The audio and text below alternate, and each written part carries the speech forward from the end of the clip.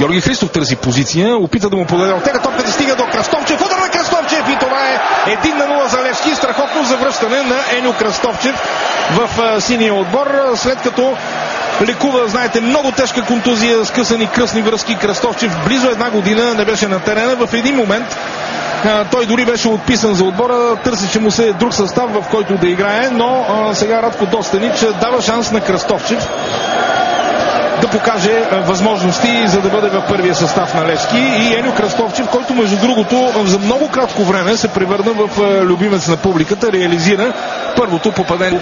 100-150 почитатели на състава на Ботев с техните дежурни транспаранти за свободен Ботев. Николай Димитров, центриране на първата града, там разбъркване и това е 2-0 за Левски.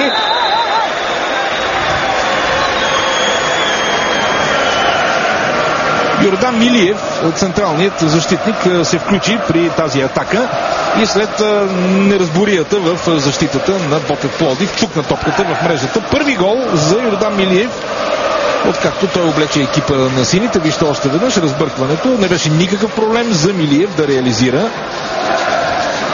Лек смут в защитата на Ботев, но това не е кой знае колко неочаквано. Минутата е 16-та.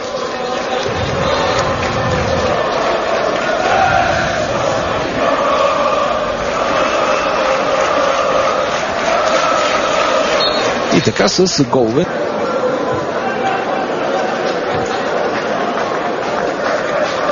Бардон.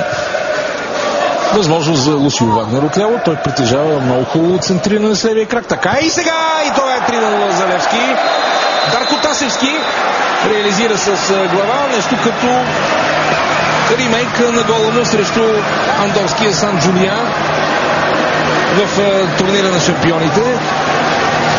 Но казах ви, че Лусио Вагнер притежава много хубаво меко центриране, така беше и сега. Много красив гол на Дарко Тасевски, който положила и от 3-4 метра заби топката в мрежата. Аплодисменти за Дарко Тасевски. Превърна се в един от безспорните любимци на публиката на Левски. Това според моето скромно мнение има и мястото. Естествено, Огнянов се нуждае от повече мачове. Хубаво центриране! Дениран Ортега бележи първия си гол с фланелката на Левски. Прекрасно центриране на втората града от страна на Мариан Огнянов и Дениран Ортега засече топката, за да направи резултата в тази 73-та минута. 4-0 за Левски. Виждате как вратаря Румен Попов беше просто безпомощен. Прекрасно центриране на Мариан Огнянов, но ми се струва, че и тук става дума за добра тренировъчна работа на сините, определено заучена ситуация. Завари неподготвени бранителите на Ботев и вратаря Румен Попов, който извади топката за четвърти път от мрежата. Първи гол за Дениран Ортега. Прецизно за Лусио Вагнер. Николай Димитров. Бардон отново. И пак чудесен пас за Вагнер. Финт на Вагнер вече е на границата на наказателното поле. Опасно центриране. Ортега. 5-0 за Левски. Ортега отбеляза два идентични гола с глава от тази позиция. 5-0 за Левски. Втори гол на Дениран Ортега.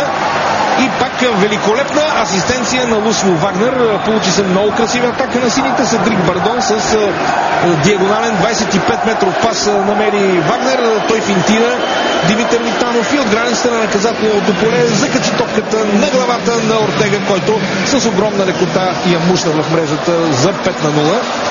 В 78-та минута пада този гол. Ето виждате, трудно можеше да сбърка Дениран Ортега и след това спокойно отиде да поздрави синята агитка в сектор Б. Очевидно, че свършиха физическите сили на футболистите на Ботев, а и Левски през второто по време играе по-раздвижено. Затова и резултата набързо стана 5-0.